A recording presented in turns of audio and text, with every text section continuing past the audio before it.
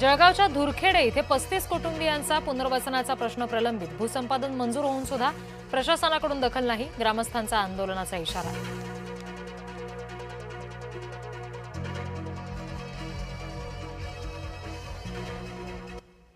नमस्कार, मी रिद्धी म्हात्रे. बातमीपत्रामध्ये आपल्या सगळ्यांचं स्वागत.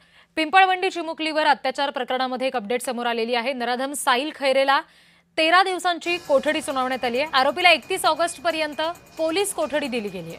9 वर्षाच्या चिमुकलीवर अत्याचार करून तिची हत्या या नराधमानं केली.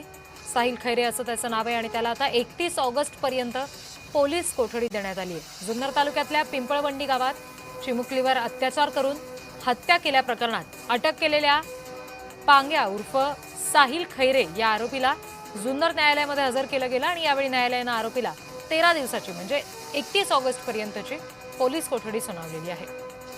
प्रतिनिधी अमोल दरेकर या संदर्भात आणखी तपशील देत आहेत. अमोल. नक्कीच रिद्धी, आपण पाहतो की जुन्नर तालुक्यातील पिंपळवंडी गावामध्ये चिमुकलीवरती अत्याचार झाला आणि त्यामुळे हा पुणे ग्रामीण परिसरातील आळेफाटा पोलीस स्टेशन अंतर्गत या आरोपीला तात्काळ अटक करण्यात आलेली आहे. आणि या आक्रोश पाहिल्यानंतर पुणे महामार्गावर या ठिकाणी या आरोपीला खरं तर या ठिकाणी लवकरात लवकर शिक्षा व्हावी ही मागणी आता या ठिकाणी नागरिकांकडे केली जात होती. त्या अनुषंगाने प्राथमिक माहिती समोर येते की आरोपीला सुनावणीनंतर लगेच पोलीस स्टेशनकडून त्याच्यावरती शिक्षेसाठी अहवाल सादर केला जाणार आणि त्याला या ठिकाणी शिक्षा पर्यंत पोहोचवण्यासाठी पोलीस प्रशासन योग्य ती जी अहवालात माहिती आहे ती खरं तर नमूद करण्यात येणार आहे.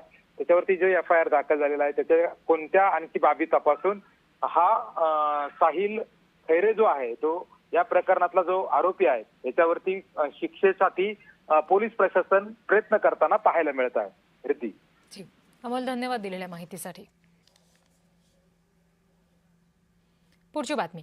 मुंबई महापालिकेमध्ये वादाला आता नवं कारण मिळालंय. महापौरांच्या